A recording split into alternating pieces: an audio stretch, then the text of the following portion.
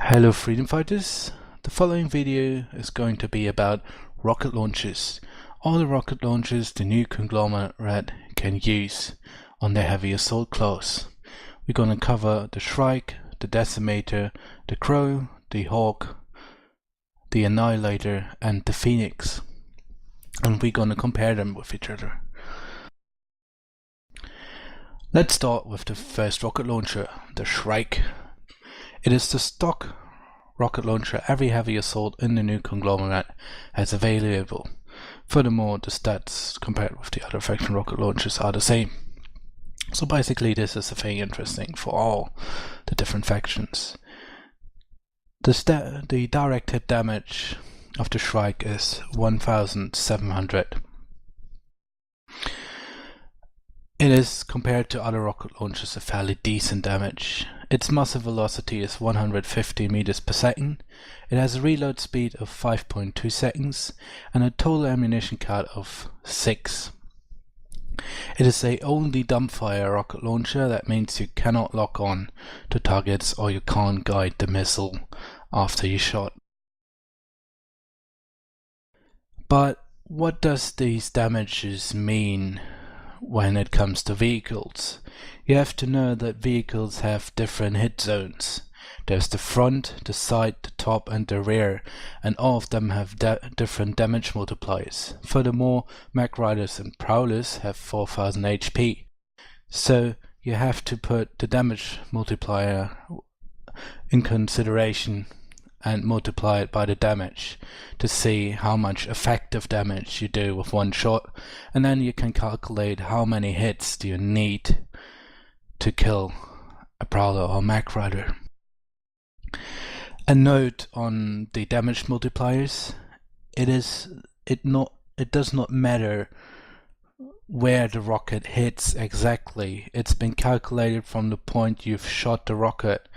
So that means if you shoot at a rocket at the tank who's turning around, and by the time you shoot the tank is facing you with his front, you're gonna do the frontal damage even if the tank turned around, and by the time the rocket hits, it hits the rear, you're still gonna do the frontal damage, not the rear damage.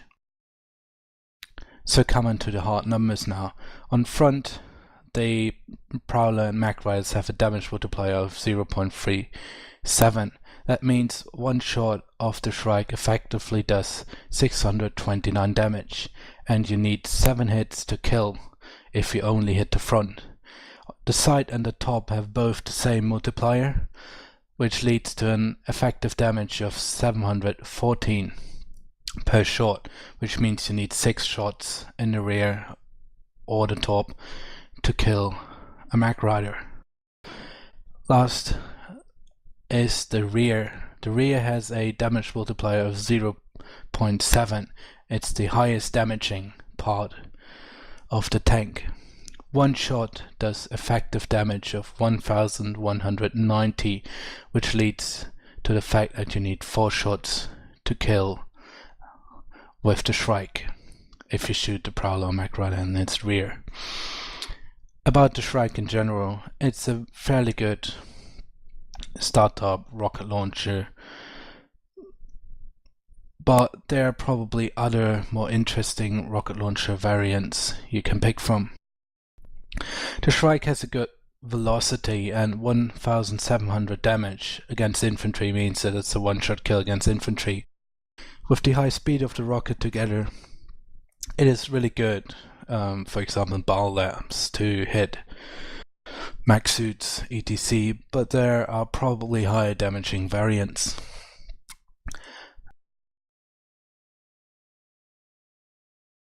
We are now coming to our second rocket launcher, the NS Decimator.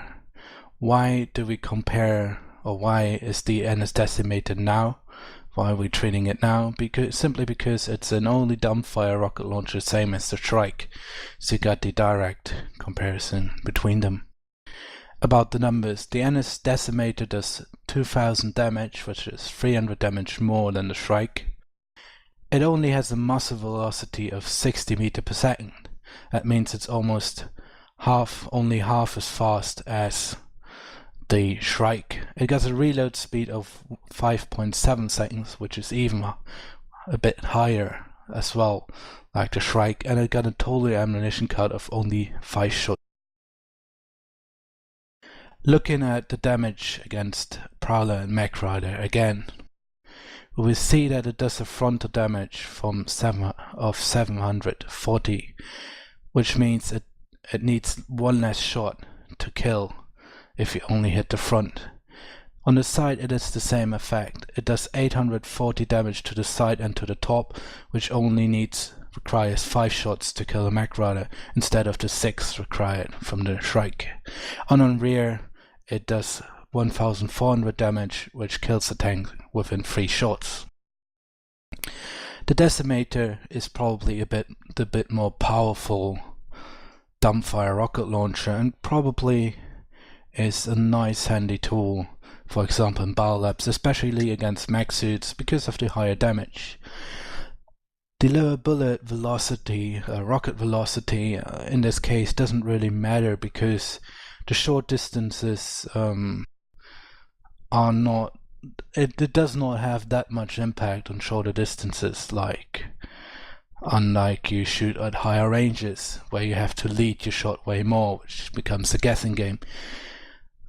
If you can master the Decimator, if you get familiar and you know how far you have to lead, it's probably a bit more powerful than the Shrike. But it is only a dumbfire rocket launcher, which at longer ranges you probably will not be able to effectively engage moving targets. Now we're coming to the next rocket launcher, which is the AF-22 Crow. The AF-22 Crow is a dumbfire rocket launcher which can lock on to ground targets like tanks, or more or less it's a lock-on launcher who can dumbfire as well.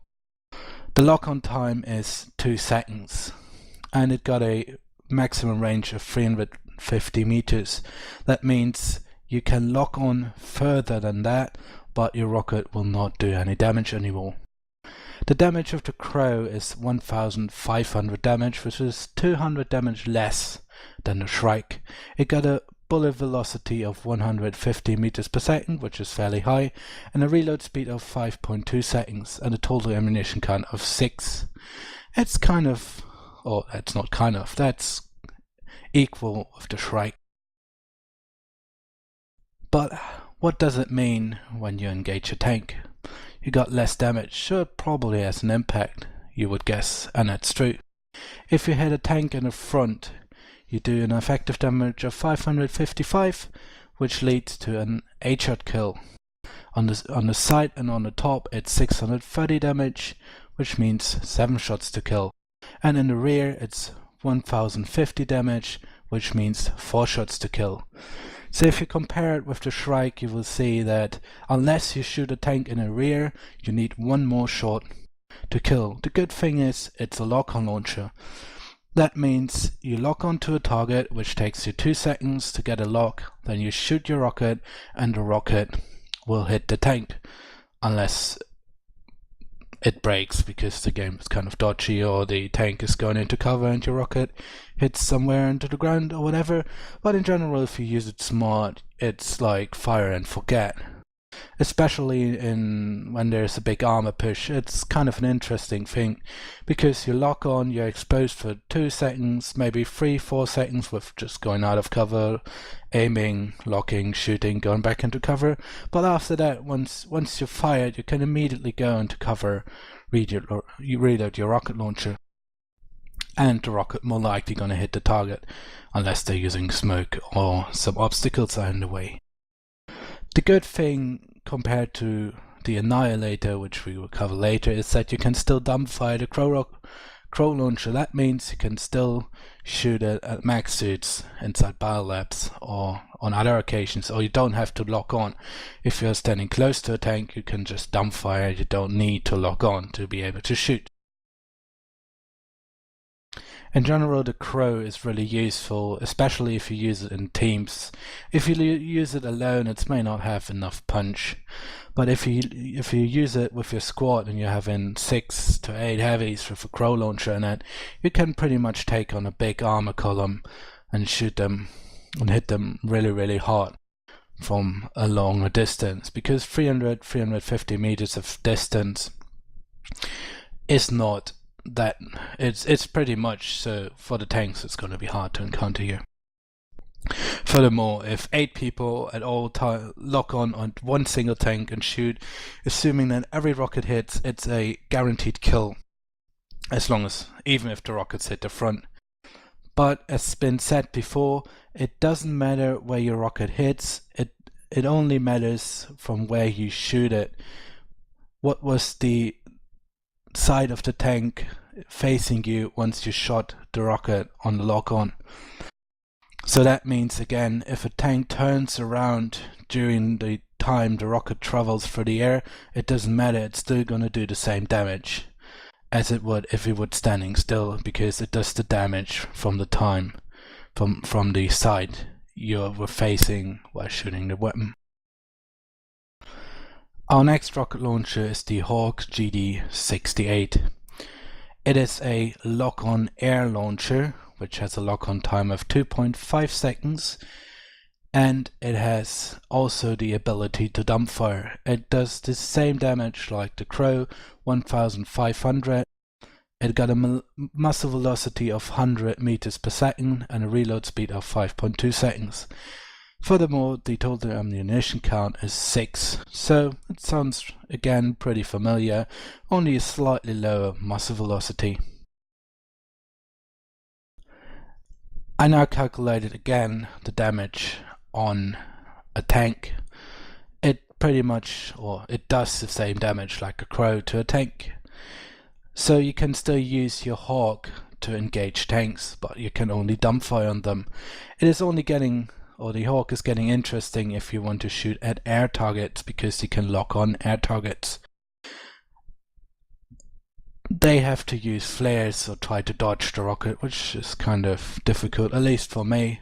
I'm maybe not a really good pilot, but for me in general it is. If I want to get rid of a lock-on rocket when I'm flying in the air, I either have to accept that it's going to hit me and damage me, or I have to use flares. In general, the Hawk is really interesting for covering the air and still having the option to shoot at the ground. If you not want to bother with shooting at air because you need 3 hits to kill an ESF, it's usually kind of more interesting than getting a burster mech suit or getting a Skyguard, which is more effective at dealing with air targets than Hawk, but it's still a pretty valid option for a heavy assault to increase his ability on the battlefield to engage enemy forces. The next rocket launcher we're going to cover is the NS Annihilator. It has a damage of 1200, a muzzle velocity of 100 meters per second, a low reload speed of 4.7 seconds, and a total ammunition count of 6.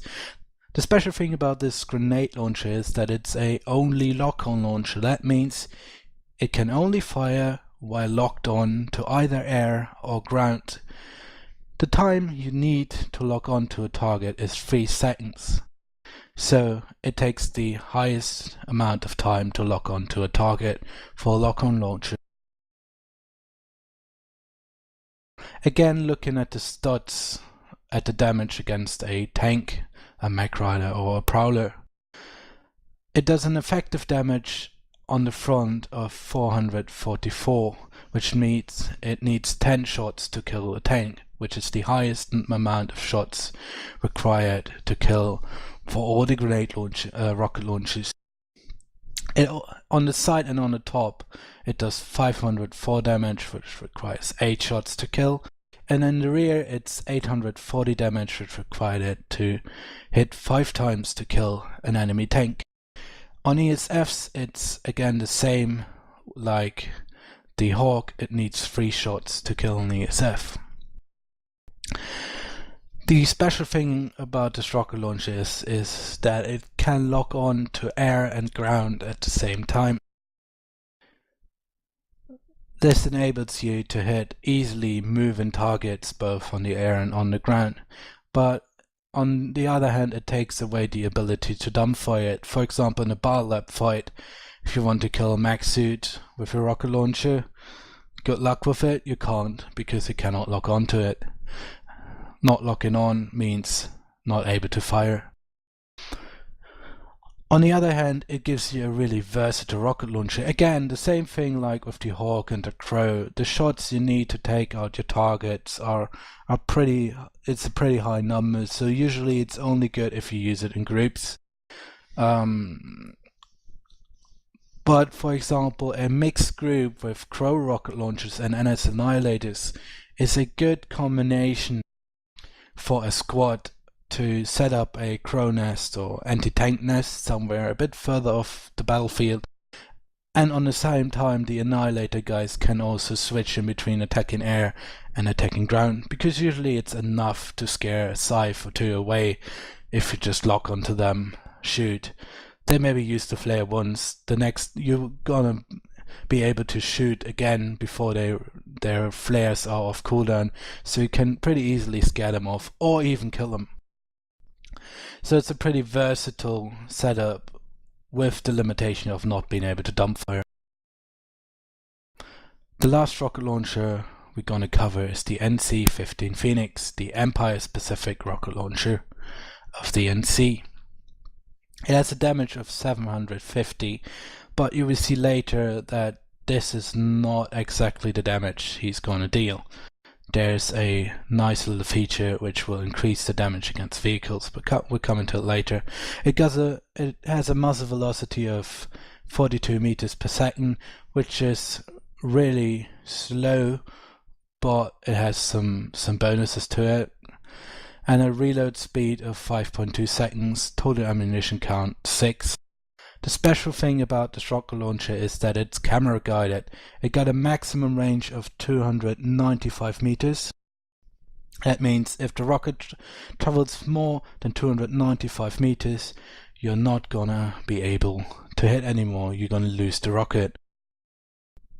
The advantage about the camera guided is that you can maneuver the rocket and you can guide it into a target. What we're gonna come to it later. About the damage. The Phoenix counts as an anti-vehicle weapon, and there are special multipliers in the game for anti-vehicle weapons. It is the anti-vehicle weapon multiplier of 2.67. That means the damage you deal to a tank is calculated with the following equation: damage times area multiplier times anti-vehicle damage multiplier. The numbers, again, compared, or assuming we shoot at a Prowler or Mech Rider, leads to the actual damage dealt, frontal damage of 740 damage, which only will take you 6 shots to kill a tank while only hitting the front. Side and top you do 841 damage, which requires you to hit him 5 times to kill him, and in the rear it's 1401, which needs 3 shots to kill a tank. That makes it a really high damaging rocket launcher against vehicles compared with other rocket launchers. It requires the same amount of shots like the Decimator, but it's camera guided, which is making it easier for you to hitting targets at ranges and moving targets. Furthermore, there's some tricks you can use to even more or less dumbfire the Phoenix rocket launcher, but we'll come into it later. So far about the numbers. As you can see when shooting with the Phoenix, you can always exit the camera view by pressing your vehicle and enter an exit key. and the rocket will continue flying in its last direction. It would drop though, but this is the thing you can calculate. The advantage of it is if you always guide your rocket in to the target itself, you're gonna lose some time. You're gonna have this time difference when first off you have to fly the whole path with the rocket, and furthermore you have to wait, and once it impacted it takes a bit of time till you can exit the camera view, and then you start reloading. So, and a good advantage, a good technique with this rocket launcher is that you exit the camera view before your rocket hits the target. You aim, and once you're sure that your rocket is going to hit, you exit the camera view, and then you can start reloading. That saves you a bit of time. And as we all know, time means damage. The next good thing about it is that the camera view can also be used as a scout drone, so to say. So you want to look what is behind a hill or what is ahead of you, around the corner, around the rock. You can use the camera guided rocket to kind of have a surveillance what is behind, or what is behind certain areas. You can use it to scout, and it's extremely useful. The downside of it, or the thing about this technique, it gives you a visual response. It does not automatically spot everything where it's flying past, but it gives you a good impression. For example, if you're running in a team and you know in this general direction there has to be a thunder somewhere because there's constantly enemy coming from this direction, you can shoot the Phoenix to scout, and then you can spot. You can even spot in the camera view, or you can just verbally call out to your squad members, there's the enemy thunder, I found it. And with the exact positional information, it is easier for your team to take direct action and kill it, take it out. In general, I think the Phoenix is a really good rocket launcher. It is by far my personal favorite.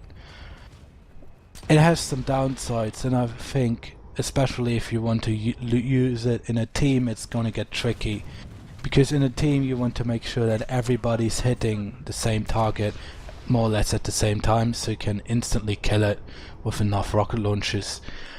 This is kind of tricky with the Phoenix, because the best way to use the Phoenix is that you stay in cover yourself and you guide the rocket, so you're not exposing yourself to the enemy. This is the strength of the Phoenix. But be aware that the rocket of the Phoenix can be shot down. That means you can lose it if the enemy is shooting at it. Especially flak cannons can easily take it out, since those flak shells will explode when being shot at a Phoenix rocket. But besides that, it's an extremely good rocket launcher. I hope you enjoyed this video about rocket launchers, and it can help you to find your personal most fitting rocket launcher, and can be a bit helpful with making decisions. In general, you have to see the rocket launcher as the unique ability of the heavy assault class, besides the shield and the ability of carrying a high power LMG. It is completing the task of the class to engage armor and infantry and be a frontline fighter.